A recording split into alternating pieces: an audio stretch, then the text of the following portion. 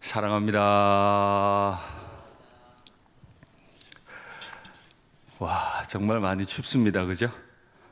아까 저녁 식사 때쯤 온도를 보니까 영하 8도, 북한 땅은 어떤가 싶어서 갔더니 평양이 영하 12도, 백두산 인근 땅은 영하 20도.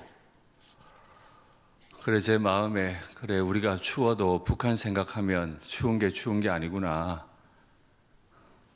근데 또 사람이 꼭 그런 것만은 아니잖아요. 북한보다 덜 춥긴 해도 우리가 추운 건 매 한 가지예요.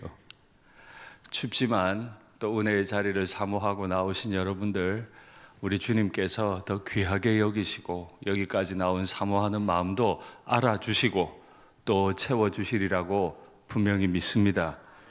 그리고 동토의 땅도 빨리 열려서 우리가 함께 금요일 연합 기도회를 백두산 그 천지 아래에서 하면 얼마나 좋을까요? 대동강변에서 하면 얼마나 좋을까요? 여러분들 통일을 위해서도 꼭 기도해 주시면 좋겠습니다. 에베소서 1장은 교회가 얼마나 영광스러운지를 잘 설명했습니다.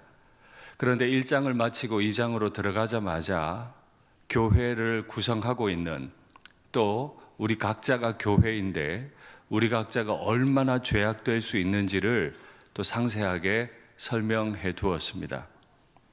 2장 1절부터 3절까지가 특별히 우리가 얼마나 못난 존재인지를 잘 설명을 했는데, 그 다음부터는 그런 우리를 구원하시기 위해 하나님이 어떤 일을 행하셨는지를 또 상세하게 설명했습니다. 저는 지난주에 앞선 본문의 말씀을 가지고 성도는 자리가 바뀐 사람이라 말씀드렸어요. 성도는 무엇이 바뀌었다고요? 자리가 바뀌었다. 성도는 예배당 안에 있는 사람들이 아니에요. 성도는 그리스도 예수 안에 있는 사람이라. 성도는 예배당 안에 있는 사람들이 아니고 예수님과 함께 하늘 보좌에 이미, 앞으로가 아니라 이미 앉아 있는 사람이라. 지금 우리가 필요가 있어서 이 땅에 있을 뿐, 하나님이 보실 때는 예수님이 죽고 부활되심이 나의 죽고 부활됨이었고, 예수님의 승천이 나의 승천이고, 예수님이 보좌에 앉으심이 그와 함께 하고 있는 우리 입장에서는 예수님과 함께 하늘에 앉아 있는 존재다. 그걸 아는 게 교인이라. 우리는 살을 가지고 이 땅에 고통스럽게 삽니다. 우리의 희로애락 가운데 정말 고통스럽게 살아요. 그러나 우리는 이미 어디에 있다고요? 하늘 보좌에 있다.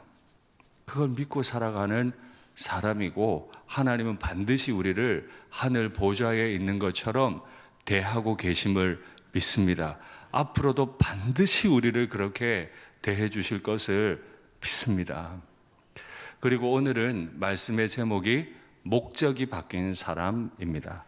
자리만 바뀐 게 아니고 성도는 목적이 바뀐 사람입니다. 너희는 그 은혜에 의하여 믿음으로 말미암아 구원을 받았다. 이건 교회 다니는 사람이면 웬만한 사람들은 다 암송하고 있는 거죠. 우리는 구원을 어떻게 받았어요? 은혜에 의하여 구원을 받았습니다. 그런데 은혜 앞에 정관사가 하나 붙어 있어요. 막연한 은혜, 내가 구하면 모든 거 좋은 거 주시는 거, 그런 값싼 은혜 말고요. 내가 꿈꾸고 있는 타락한 은혜 말고요. 바로 그 은혜에 의해 구원을 받았다. 특정했어요. 그 은혜라고 특정했어요. 그 은혜 없이 구원 못 받아요. 반대로 뒤집으면 어떤 것이 다 있어도 바로 그 은혜가 없으면 구원 못 받아요. 그 은혜는 뭘까요? 지난 시간에 본 구절입니다. 4절부터 6절까지 말씀 볼까요? 긍휼이 풍성하신 하나님, 긍휼이 커요. 불쌍히 여기심이 커요. 그 하나님이 우리를 사랑하신 사랑도 커요. 긍휼도 크고 사랑도 크다. 그 하나님의 긍휼과 사랑을 인해 허물로 죽었어요. 아무리 하나님께 도달하고 싶어도 도달할 수가 없어요. 양궁 화살을 아무리 쏴도 그 먼 70m에서 12.2cm 안에 활을 넣을 우리가 능력이 모자라. 그래서 늘 하나님의 거룩에 모자라 죄만 짓고 살아요. 그런 우리를 그리스도와 함께 살리셨다. 또 함께 일으키사 그리스도 예수 안에서 함께 하늘에 이미 과거형으로 앉히셨다. 이 모든 일을 행한 것이 하나님의 은혜라. 그 은혜에 의하여 믿음으로 말미암아, 다른 말로 번역하면 믿음을 통해 구원을 받았다. 우리를 구원하신 건 하나님의 은혜입니다. 그러나 그 크신 하나님의 은혜를 우리의 손을 내밀어서 받습니다. 이 손을 내미는 것이 믿음이에요. 그러니 저 은혜, 그 은혜를 손으로 받음이 뭐 그리 대단한 일이겠어요? 은혜가 크지 손 내밀어 받은 게 뭐 그리 대단하겠어요? 은혜와 믿음의 관계는, 은혜는 은혜를 받은 사람에게 은혜를 줄 사람을 믿도록 강요합니다. 요구해요. 아까 제가 앞에서 값싼 은혜, 타락한 은혜라고 그랬는데, 우리는 보통 은혜라고 생각하면 내가 엎드려 기도하면 하나님이 막 하늘 문 열고 쏟아 부어주고, 내가 원하는 날에 원하는 대학에 입학시켜주고, 내가 원하는 회사에 취업시켜주고, 하나님마저도 내가 원하는 대로 움직이는 게 은혜라고 생각하지만 그럴 수 없습니다. 우리가 인생을 알면 얼마나 안다고요? 거룩하다면 얼마나 거룩하다고. 이 타락한 인생이 구하는 대로 된다면 거긴 천국 아닐 겁니다. 타락한 인생이 달라 하는 대로 준다면 거긴 천국 아닐 거예요. 그게 아니고 은혜는 반드시 그 은혜를 손 내밀어 받는 사람에게 강요를 해요. 요구를 해요. 뭐라고요? 은혜를 주는 사람을 믿도록. 그게 은혜와 믿음의 관계라. 그러면 은혜를 줘놓고 믿도록 요구한다는 말은 꽤 폭력적으로 보이죠. 그렇지 않아요. 은혜가 진짜 좋은 건데요, 이 진짜 좋은 거 건네주고 하는 말이, 내가 이 진짜 좋은 거 줄 테니까 너 나 믿어라. 믿을까요? 안 믿을까요? 쉬운 예로 들어볼게요. 아빠가 밥 먹으러 가재요. 식당에 갔어요. 너무 맛있는 거예요. 거기서 먹은 음식이 너무 맛있어요. 그 식당 그 다음에 또 갈까요? 안 갈까요? 당연히 가지. 큰아이를 학원에 보냈어요. 학원에서 아이가 막 성적이 쑥쑥 올라. 둘째 거기 보낼까요? 안 보낼까요? 당연히 둘째도 보내지. 낚시하러 가신 분들 잘 들어보세요. 낚시하러 갔어요. 낚싯대를 던질 때마다 대물이 올라와. 그 포인트로 다시 갈까요? 말까요? 가지. 이게 은혜와 믿음의 관계라. 폭력적인가요? 맛있는 집에 가서 맛있는 음식 먹고 나니까 또 가고 싶어져. 그리 갔어. 학원 갔더니 성적이 잘 나와. 둘째도 또 보내. 낚시하러 갔는데 너무 잘 고기가 나와. 또 거기 가고 싶어. 이게 폭력인가요? 아니죠. 우리에게 베푸신 그 은혜는 바로 그런 거예요. 하나님의 거룩에 늘 모자라는 우리에게 하늘의 가치를 우리에게 주시고는 상도가, 너 이거 받으면 좋겠는데, 그게 요구라고요. 이게 어떻게 강요겠어요? 이 좋은 걸 주고 싶은 마음이 어떻게 강요겠어요? 은혜는 우리를 그렇게 요구하는 거죠. 은혜는 우리에게 믿음을 만들어내고 믿음으로 말미암아 구원을 받았다. 이는 너희에게서 난 것이 아니다. 이 믿음마저도 우리가 불러일으킨 게 아니라고요. 좋은 걸 맛보고 나니까 좋은 줄 알아서 붙잡으려고 하는 거예요. 좋은 데 가보니까 또 가고 싶어지는 거예요. 시작이 나에게 있다고요? 내가 잘 믿는 데 있다고요? 아니지요. 맛있는 음식 잘 먹어놓고 자랑하기를 내가 진짜 잘 먹었다? 이 말은 내가 품위 있게 잘 먹었다는 뜻인가요? 맛있는 걸 먹었다는 뜻인가요? 아빠가 최고급 스테이크 집에 데려갔습니다. 정말 오랜만에 포크로 짚고 나이프로 쫙 썰었습니다. 맛있게 먹고 와서 다른 식구들한테 자랑합니다. 나 칼질 잘했다? 이건 칼을 잘 썰었다는 뜻입니까? 칼로 써는 진짜 멋있는 음식을 먹고 왔다는 뜻입니까? 뻔한 거 아니에요. 자랑할 게 아무것도 없어. 칼질해서 먹을 만큼 정말 특별하고 맛있는 음식 먹은 걸 자랑하는 거지, 내가 포크로 찝고 칼로 잘 썰었다? 이거 자랑하는 사람이 어디 있어요? 내가 할 수 있는 게 고작 그거라고요. 너희에게서 난 것이 아니야. 하나님이 최고급 스테이크를 우리에게 줘서 진짜 칼질을 하게 해주신 거죠. 근데 이게 내가 노력해서 온 게 아니고 하나님의 선물이라.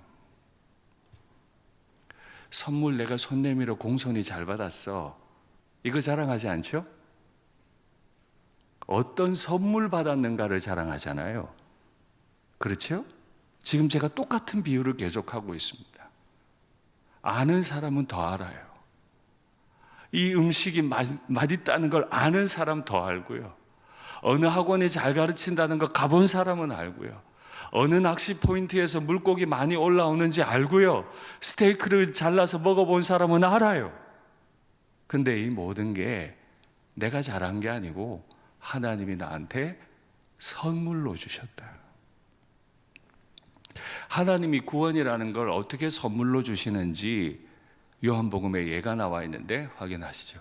예수께서 대답하여 이르시되 네가 만일 하나님의 선물과 또 너에게 물 좀 달라, 그냥 선물 주면 되지. 굳이 예수님 유대인 남자로서 그 여성에게 물 좀 달라 했단 말이죠. 이가 누구인지 네가 진짜 알았더라면, 음식 맛있는 줄 알고 학원 좋은 줄 알고 낚시 포인트 좋은 줄 네가 알았더라면 너는 그 사람에게 구했을 거다. 그러면 그는 너에게 생수를 줬겠지? 이게 은혜와 믿음의 관계죠. 예수님은 일부러 그리 가셨죠. 유대에서 중부 사마리아를 지나 북부 나사렛으로, 아래 지방에서 유대 남자는 원래 사마리아로 가지 않기 위해 요단강을 동쪽으로 건너서 올라가서 다시 요단강을 서편으로 건너 갈릴리로 들어가는데, 예수님은 일부러 그리로 지나가야겠는지라. 얘들아, 내가 꼭 사마리아로 가야 되겠고 사마리아 땅의 수가성을 내가 들어가야 되겠어. 내가 그리 지나가야 되겠어. 예수님, 유대인 남자 그리 안 가는 거 아시잖아요. 아니, 난 그리 가야겠어. 갔더니 한 여인이 물을 깃고 있네요. 물 좀 달라. 여인은 아무것도 안 했어요.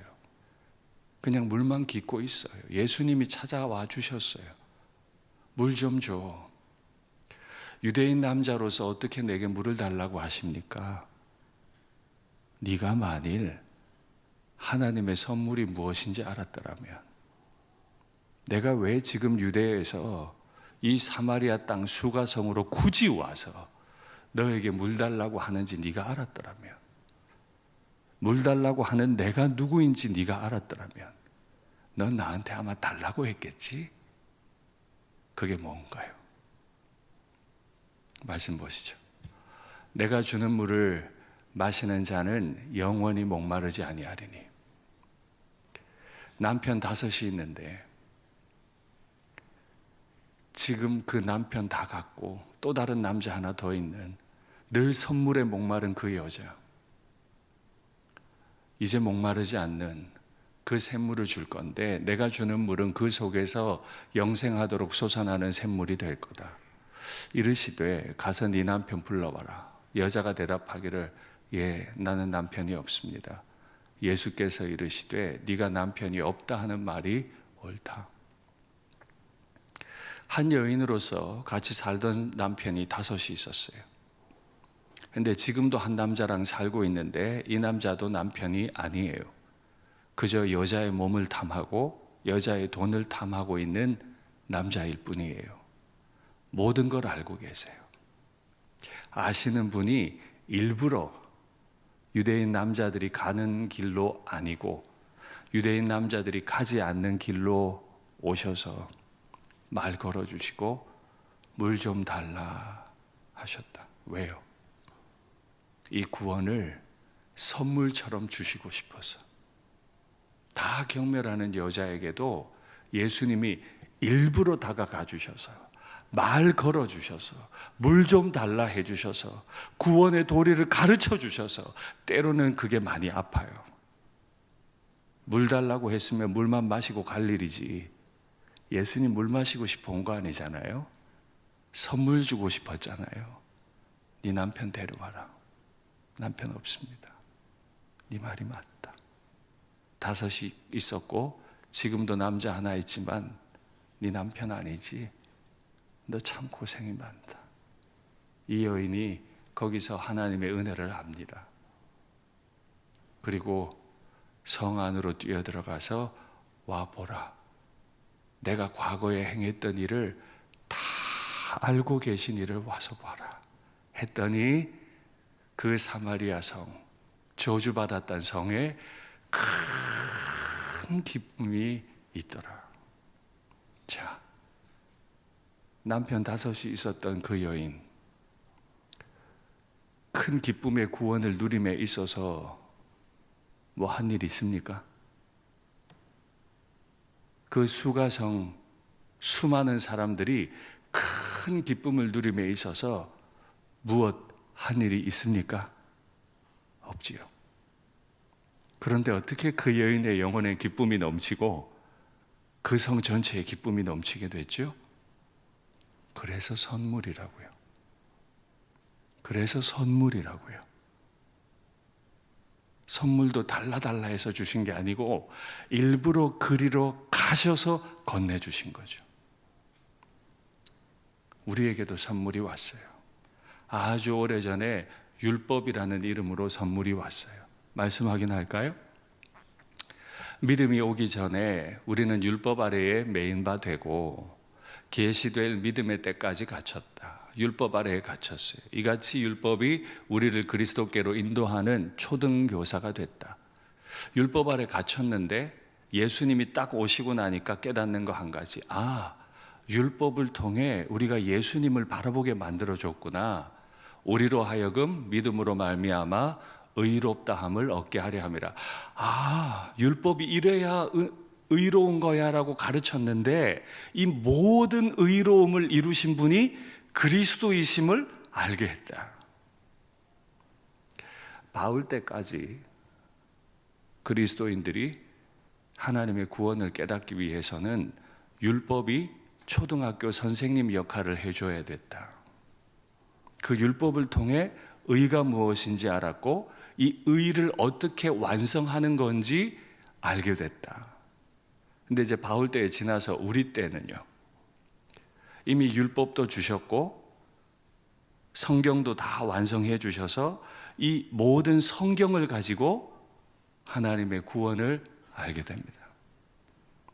그래서 우리가 해야 될 일이 있어요.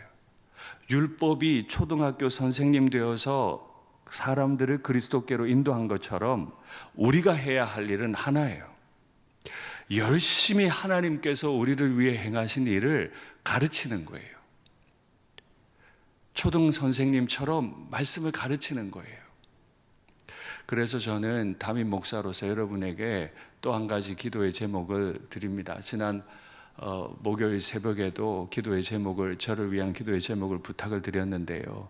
오늘 또 부탁을 드립니다. 목사인 제가 예수님의 구원의 도리를 여러분들에게 잘 가르칠 수 있도록 저를 위해 많이 기도해 주세요. 잊지 말고 기도해 주세요. 제가 복음을 잘 가르쳐야 되잖아요. 우리 목사님들이 복음을 잘 가르쳐야 되잖아요. 기도하실 때마다 설교 잘하게 해주세요.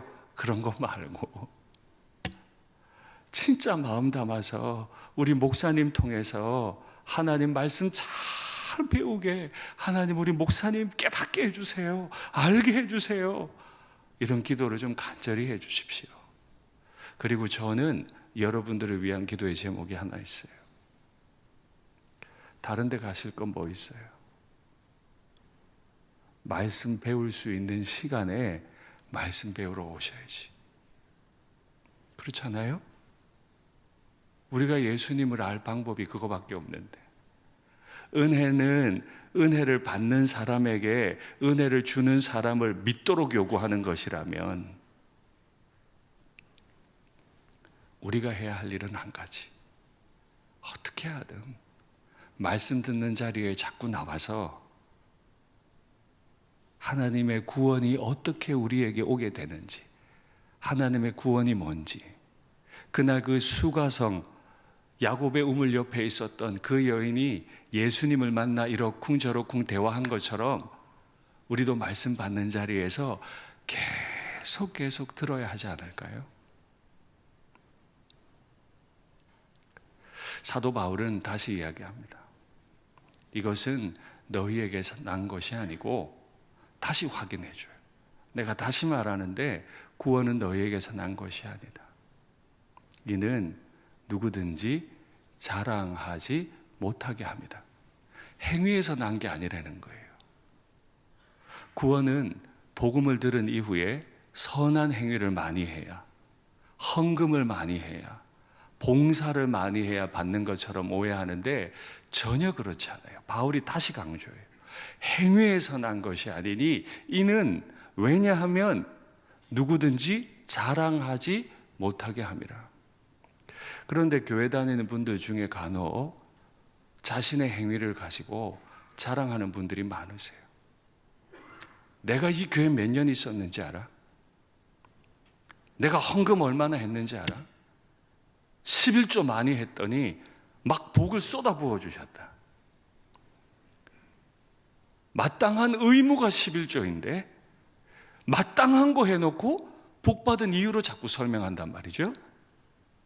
내가 전도 많이 했더니 복을 많이 주시더라.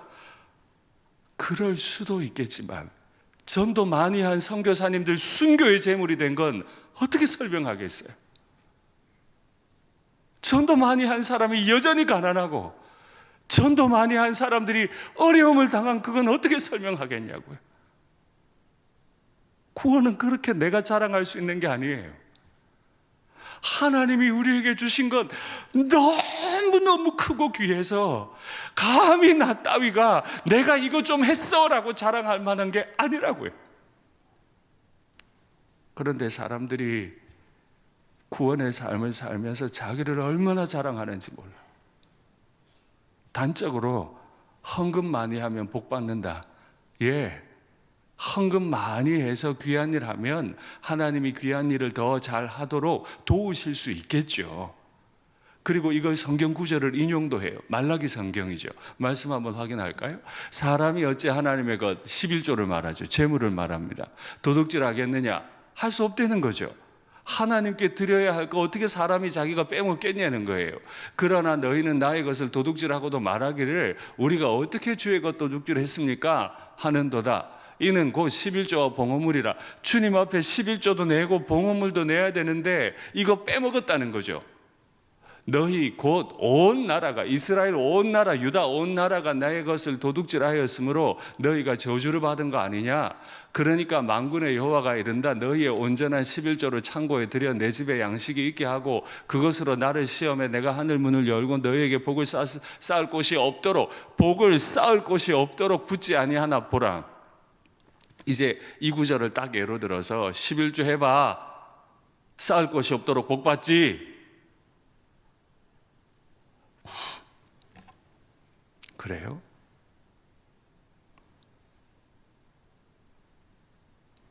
저 구절이 정말 그 말이에요?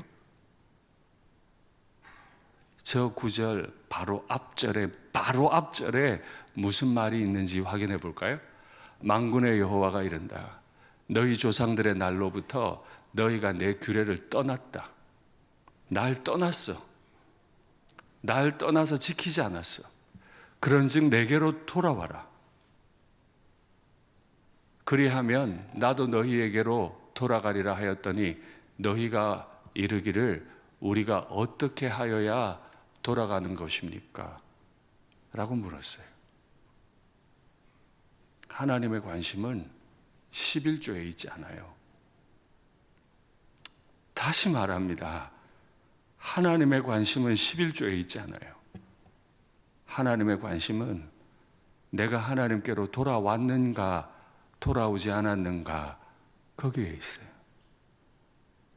남편이 예수를 믿지 않아서 박해가 심해서 11조 낼 수 없으면 그는 저주받을 사람이고 하나님의 것을 도둑질한 사람입니까? 저는 온전한 11조를 내야 한다고 지금도 믿고 있는 사람입니다. 당연한 일입니다. 그 당연한 일이 복받을 공로가 아니라고요. 엄마가 밥하는 게 당연하고 아빠가 돈 버는 게 당연하고 목사가 설교하는 게 당연하죠. 어떻게 그게 공로가 됩니까? 아니에요. 나 설교하는 횟수만큼 월급 달라고 하면 주실 거예요? 당연한 거 하는 거잖아요. 어떻게 그게 복 받는 거냐고요. 그런데 당연한 것에 왜 복을 주실까요? 이유가 있죠. 저 구절을 보면 백성들이 하나님을 떠났어요. 하나님의 관심은 11조 떼먹은 거에 관심이 있는 게 아니고 내 백성이 하나님을 떠난 데 관심이 있었어. 남편이 바람이 난 데 관심이 있지 남편이 바람 나서 딴 여자한테 돈 주는 데 관심이 있는 게 아니잖아요. 그런 거 아니잖아요. 아내의 관심은 여보 돌아오세요. 돌아오세요. 그거잖아요. 하나님이 왜 11조 하라 그랬죠? 거꾸로 얘기할게요. 왜 11조 안 하면 문제가 되나요? 11조 안 하면 분깃이 없는 제사장과 레위인이 살아갈 수가 없어요. 제사장과 레위인이 먹고 살아야 되니까 말씀 연구를 포기해요. 그 시간에 밖에 나가서 돈 벌기 시작해요. 말씀이 약해지겠죠. 하나님 말씀을 제대로 가르치기가 어려워져요, 점점. 말씀이 약해지니까 사람들이 알았으리라, 네가 알았더라면 알지 못하게 돼요. 와서 예배는 드리고 있는데 복음도 모르고 희미해져요. 어느 순간 교회 올 의미도 사라지고 은혜가 떨어지면서 점점 하나님의 공동체는 무너져가는 거죠. 11조는 바람난 남편이 갖다 주지 않는 생활비일 뿐이고 진짜 돌아와야 될 건 남편은 저리 가고 생활비만 보내는 게 아니라 남편이 오는 거 아니에요? 내 백성이 날 떠나버린 내 백성이 내게 오는 거 아니에요? 그렇죠? 내게 오면 얼마나 하나님이 좋아하시겠어. 너무너무 좋아서 하나님이 막 쏟아부어줘. 내 새끼 왔구나. 내 새끼 왔어. 여기에 내가 뭘 자랑할 게 있습니까? 하나님 앞에 내가 자랑할 게 뭐 있어? 날 위해 아들을 내어주신 분에게 내가 뭘 하면 자랑할 수 있을까요? 아들을 십자가에 찢어 그 피를 내게 주신 분에게 뭘 내가 더 자랑할 수 있을까요? 자랑할 수 있는 게 없잖아요. 성도는 이 은혜를 아는 사람이죠. 그래서 하나님 앞에 입을 열지를 못해요. 자꾸 조심스러워져요. 너무 큰 걸 받아가지고 다른 주장을 못해요. 하나님이 왜 이렇게 우리를 구원하셨을까요? 왜 우리에게 성도라는 이름을 주셨을까요? 우리는 그의 지으신 바라. 지으신 바. 이 헬라어는 작품이라는 뜻입니다. 그 안에서 선한 일을 행하게 하려 함이라. 하나님이 우리를 성도로 부르신 건 선한 일을 잘 행하는 작품으로 만드셨다는 거예요. 저나 여러분이 걸작품인 줄 믿습니다. 안 믿어지시는군요. 하나님이 작가예요. 하나님이 그 아들의 피로 우리를 만드셨어요. 작가가 하나님이고 도구가 하나님의 아들의 피면 우리는 당연히 걸작이다. 졸작이 아니다. 우리는 걸작품인 줄 믿습니다. 아멘. 제가 이걸 설명을 할 건데 그림 하나 보시죠. 저 그림 제목을 아시는 분? 우리 일산교회 성도들은 상식 수준이 높잖아요. 그림의 제목을 아시는 분? 이삭 줍는 여인들. 저 작가를 아시는 분? 아시는데 밀레잖아요. 그죠? 밀레. 저 그림이 굉장히 유명하고 걸작품인데요. 지금도 프랑스 파리에 있는 미술관에 전시되어 있잖아요. 근데 저 그림이 1857년에 처음 발표됐을 때 사람들에게 아주 선동적이고 불온한 아주 나쁜 작품이라고 완전히 혹평을 받았어요. 지금 우리는 너무 좋다 그러는데, 근데 솔직히 말해서요, 저게 뭐 그렇게 잘 그렸어요? 웬만한 미대 다니는 애들 저거 그대로 그려보라 그러면 되게 잘 그릴걸요? 그렇잖아요. 저게 뭐 그렇게 대단한데요? 근데 대단한 이유가 있어요. 앞에 세 여인 말고 저기 하늘 아래 보면 집단이 높이 쌓여 있죠? 그 집단에 까만 게 좀 보이세요? 말 타고 있습니다. 말이 있고 말 탄 사람이 있잖아요. 그죠? 보이시죠? 이제 내려주세요. 저 그림이 나올 때 모든 그림은 다 맨 앞에 말 탄 주인이 있고 이삭 줍는 저 아래 것들은 저 뒤 배경으로만 있었어요. 저게 왜 저렇게 유명해졌냐 하면 말 탄 주인이 저 뒤에 요만큼 보이는 배경이 돼버리고 이삭 줍는 노동하는 저 아래 것들이 주인공이 돼버린 거예요. 그래서 평론가들이 평론을 하면서 저건 아주 선동적이고 불온한 나쁜 작품이라고 그랬어요. 근데 제가 비평을 공부하면서 봤어요. 시대가 바뀌니까 밀레라고 하는 사람의 사상 속에서 말 타고 있는 주인들이 배경이 돼버리고 노동하고 가치 없는 아랫 여자들이 주인공이 됐어요. 예수님이라고 하는 그 십자가 안에서 우리를 보니까 늘 저 뒤에 배경으로만 존재하던 여자들이었는데 갑자기 우리가 맨 앞에 주인공처럼 나왔어요. 그게 나라고요. 내가 뭐 했는데요?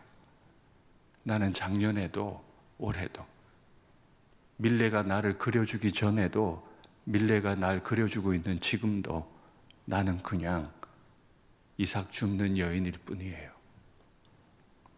근데 누가 날 그리느냐에 따라 난 주인공이 될 수도 있고 나는 배경이 될 수도 있어요.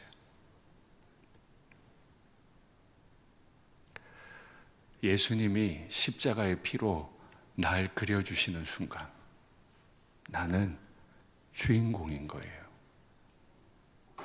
다시요.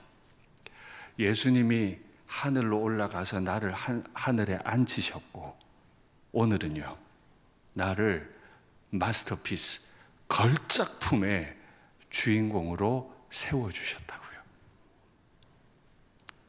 그걸 맛본 사람들은 강요를 당하는 게 아니라 기꺼이 또 갑니다. 그 말씀 받으려고 또 가요. 그 식당을 또 찾아가요. 그 학원을 또 찾아가요. 그 낚시 포인트에 또 찾아가요. 그리고 그 은혜의 생수를 벌컥벌컥 마셔요. 선한 일을 하려 함이라. 우리에게 이 엄청난 은혜를 주신 건 선한 일이라는 목표가 있어요. 구원은 죽어서 천국 가는 게 목표가 아니에요. 그건 그냥 따라오는 거예요. 구원은 이미 과거에 시작돼 버렸어요. 우린 이미 하늘에 있으니까요. 이미 하늘에 우린 있다니까요. 죽어가는 게 아니에요. 우린 이미 하늘에 있어요. 땅에 있지만 하늘에 있는 것처럼 우린 오늘도 선한 일을 위해 삽니다. 돈이 없어도, 건강이 없어도, 방 한 칸에 살아도, 마지막 숨 하나 딱 붙어 있어도 굉장히 품위 있게 난 예수님 믿는 사람이다. 이 한마디로 걸작품을 살 수 있는 사람, 그가 성도입니다.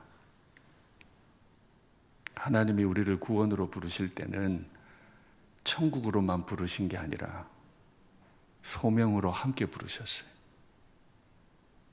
선한 일을 하는 소명으로 부르셨어요. 선한 일에 관심 많으세요? 내가 아니고 남을 섬기는 일에 관심이 많으세요? 내가 하고 싶은 일에 관심이 많으세요? 하나님이 나를 통해 만들어낼 걸작품 그 일에 관심이 많으세요? 나의 일에만 자꾸 관심이 가고, 나의 방식에만 관심이 가고, 내가 하고 싶은 일에만 관심이 있다면 아직도 남편 5이 있었고 지금도 내 그 외로움을 달래기 위해 남자 하나 갖다 놓은, 끊임없이 남자들은 날 이용할 거고 나도 남자들 이용하며 사는 그런 목마른 인생을 살게 되겠지만은, 하나님이 날 어떻게 사랑하셨는지 아는 사람들은 이제 다시는 목마른 인생 살지 않고 하나님이 나에게 주신 이 십자가의 피를 믿음으로 하나님을 구하고 살아가는, 하나님과 가까이 살아가는, 그래서 하나님이 원하시는 일을 하며 살아가는 사람이 되는 줄 믿습니다. 말씀을 맺겠습니다. 우리는 은혜라고 하는 것을 통해 구원을 받았습니다. 그 은혜가 우리를 감동시키니까 믿음의 손을 내밀어 받습니다. 그 은혜를 받아보니 그 은혜 안에서 해석되는 나는 걸작이에요. 돈이 없어도, 건강이 없어도 나는 걸작품이에요. 하나님, 내가 좀 궁색한 면이 없지 않지만 이 가운데서도 하나님의 소명 이루기 원합니다. 내가 하나님의 소명 이루기 원합니다. 라고 기도하면 그 목적으로 날 보내신 분이 듣지 않으시겠습니까?